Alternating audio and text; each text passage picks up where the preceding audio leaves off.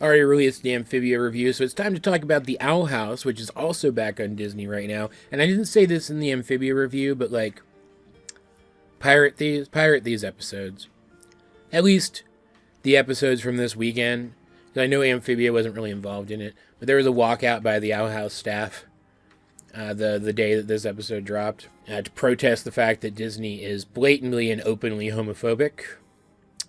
So, you know, if you support the existence of people who are different from the majority, pirate this episode. Like, pirate Disney episodes anyway, if you feel like it, if you can't find them elsewhere, because, like, Disney has enough money, guys, it's fine. It's not a problem. But anyway, this episode, The Return of Owl House, and this one was called Follies at the Coven Day Parade, I believe, or something along those lines. I'll put the video thumbnail up with the title in it so you guys can see for sure. This one was exactly what we needed to get this show going again after the break. And it gave us a little bit of everything I think the show does well. Just like Amphibia this week gave us everything that the Earth side of the story has done well as a final swan song to the Earth side of the story. This gave us a little microcosm of everything that the show does well, because I get the sense that pretty much immediately after this episode, things on the Isles are really going to change. Because in this episode, where Luz is still reeling from the promise that she was forced to make to her mother that she would come back home and remain there after she manages to escape the demon realm. Reeling from that, she's trying to find a balance. She's still making videos for her mom, but now she's shifted focus to trying to show how great the Isles are. But to someone who doesn't really understand them, and even to someone who does to an extent, they just seem terrible. Terrible and dangerous and disgusting. And it's hard to make them seem otherwise without actually bringing someone over here and showing them the admittedly occasional and subjective beauty of the place. But she's having this problem where she doesn't want to just choose one or the other, because it's unreasonable to make her in the first place, right? But she also won't tell Amity about it. So there's a little bit of that teenage angst stuff here. And I'll just get this out of the way right out the gate. Amity knows something's going on. She's figured out most of it. She's incredibly smart. And rather than being angry with her girlfriend, she's just supportive, and it's great. It was just a great resolution to this episode's arc for them. But they end up rolling into a thing happening with Kikimora where she wants to go spend time with her family because she doesn't want to be cut off by them, basically. But she can't get leave. It's the Coven Day Parade. She's expected to be there. And she has to choose between her job and her family, which kind of feels like having to choose between her second home and her family in Luz's case. So Luz tries to help Kikimora by faking that she was kidnapped at the parade so that she can go see her family. In part because she selfishly wants to find a balance for herself, and so she wants to kind of archetype the balance that she finds after the balance that Kikimora is able to find. But also because she can tell how genuinely stressed out Kikimora is by this. But in the end, Kikimora's ambitions prove too strong, and she stays so that she might get a promotion, and she turns on Luz. But I still feel like once this story is over, because it turns out the promotion was she won't be executed. She was going to be executed. Like, wow. So I'm still thinking that after this, she's going to feel betrayed enough by Belos that maybe she might turn out to be an ally later on. Maybe this was a tease of that. I don't know. We'll see. We also got a pretty good fight here that was interrupted by one of the Coven leaders, the leader of the Plant Coven. And she's absolutely terrifying, which is not only an interesting tease of how strong Willow could be, but just cool in general. Also, editing AJ, cutting in here for a second. Apologies for the microwave sound in the background. I forgot to mention something here, and I know one of you guys are going to bring it up if I don't mention it. You feel free to bring it up anyway. But, what's her name? What's this Coven leader's name? Something Snapdragon. She says the most interesting thing. She says to Luz that Belos is looking forward to meeting her, which, I thought the dude already had. It implies some interesting things and may actually support a theory that's been bouncing around. I just wanted to point it out. That's all I feel the need to say about it, but, it needed to be said. But yeah, that was their plotline for the episode. It was good. I don't want to bog the rest of the review down by talking about it, because the other stuff in this episode was so much more interesting. In this episode, Luz is told about Raine, and who they are to Eda, as well as the fact that they haven't been seen since they stayed behind to fight off two of the other Coven leaders for Eda's sake, and now they seem to be working with Belos again of their own free will, which all seems very sus, right? So, knowing that Raine is going to be at the Coven Day Parade, leading a part of the festivities as leader of the Bards Coven, Eda makes a plan to capture them, along with Luz. It's at the same moment they're going to fake capture Kikimora, they're going to real capture Raine so that Eda can talk to them.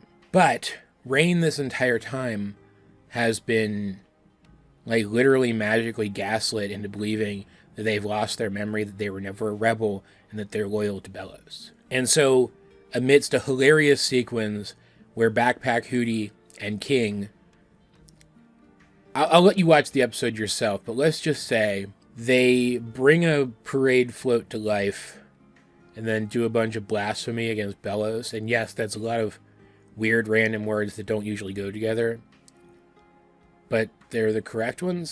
So watch the episode, see what I'm talking about. It's very funny. But amidst that, Eda does confront Raine, and Raine fights Eda because Raine has no idea what Eda's talking about about any of this stuff. Doesn't understand why anyone would think that they were against the Emperor. And on top of that, they've forgotten the fact that they reconnected with Eda recently, and they're still in that mindset that Eda hasn't spoken to them in literal years. So Raine is back to being very hesitant around Eda and hurt by her mere presence. It's really sad. It's really sad after we saw them reconnect, seeing them go back to a state before they had reconnected, but now it's one-sided and Eda knows what's been lost. It's heartbreaking. But more so than that, it's kind of terrifying that Belos has this much power over people, but the most terrifying part of all of it, interspersed with shots of various other characters who didn't really take much part in the episode. Willow was in the episode a little bit. It turns out she lifts, and it was very cool. But interspersed with shots of these characters who weren't really involved in the events of the episode, but who know the truth about Belos and the kind of person he is. We see the crowds at the Coven Day Parade praising him and basically worshiping him. So when he appears as like a big, cool, magical hologram thing and tells them about the Day of Unity, not what it entails or what specifically it is, but like the sales pitch for it and what it promises them, a utopia, and then opens up to his people and admits his weakness by removing his mask. And they all start cheering for him. It's horrifying.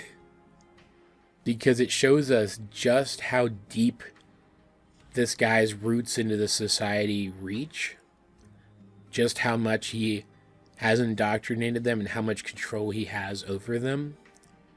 And just how much Luz and Eda and our other heroes are going to have to deal with if they're going to fix things here and defeat this guy. Like when they're running around fending off Coven leaders and executing plans which, aside from stuff that they couldn't have known were going to happen, going off without a hitch, right? Like you kind of get the feeling that maybe they can accomplish something here. Maybe they can make plans and execute them until they start to make progress. But then you see that crowd cheering for a literal despot, a literal colonizer despot, and it starts to feel kind of hopeless, you know? I'm really psyched to see how they're gonna carry this story through. I think it's interesting. I mentioned in my review of the new Amphibia episode That ends with them seeing how much damage has been done to Amphibia since our heroes left for Earth. Here, the episode ends with our heroes being faced with the reality of just how deep Belos has his fingers into this society. Both ended on kind of a similar note. The heroes of these individual stories, they have so much to do, and there's no real implication as to how they're going to do them yet. They're enticing in very similar ways. I'm so psyched that this show's back, though.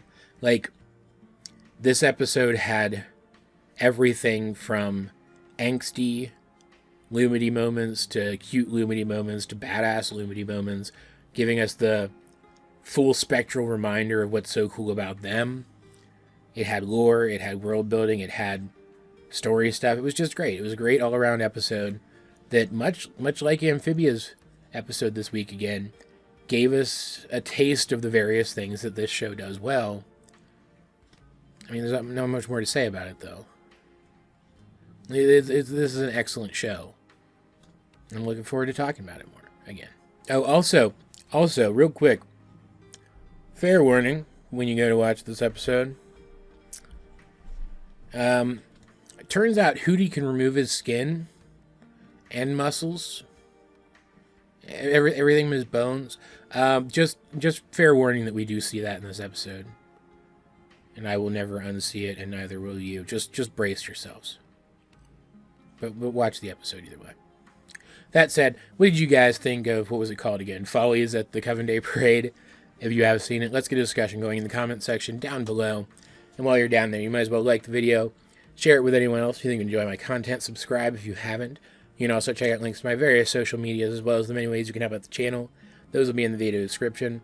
But either way, this has been AJ22, and I will talk to you guys later.